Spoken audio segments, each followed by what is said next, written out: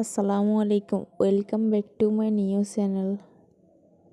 বন্ধুরা, আপনারা সবাই কেমন আছেন? আলহামদুলিল্লাহ, আল্লাহর রহমতে আমি অনেক ভালো আছি। আজকে আমি সিম দিয়ে, আলু দিয়ে, ডিম দিয়ে রান্না করব। মশলাগুলো কষিয়ে নিলাম।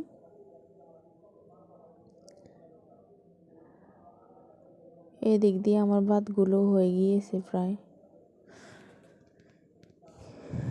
যে চাল আমি প্রথম আসছি এই বাড়িতে 2500 টাকা ছিল, সেই চাল হয়েছে 3200, তারপরে হয়েছে যে 3750 টাকা। হ্যাঁ, এখন হচ্ছে যে 4080 টাকা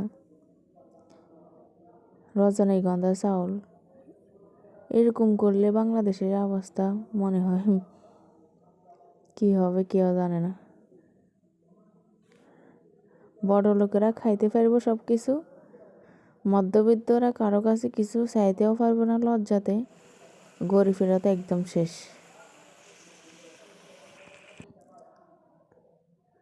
এখানে আমি ডিমগুলো দিয়ে দিলাম, একটা ডিম ভেঙে দিলাম। এখানে আমরা 4 জন মানুষ, 4 জনের জন্য 4টা ডিম দিয়ে দিলাম। ওগুলো কষানো হয়ে গিয়েছে প্রায়। এখন আমি এখানে ঢাকনা দিয়ে ডেকে দেব। আল্লাহ হাফেজ, সবাইকে ধন্যবাদ।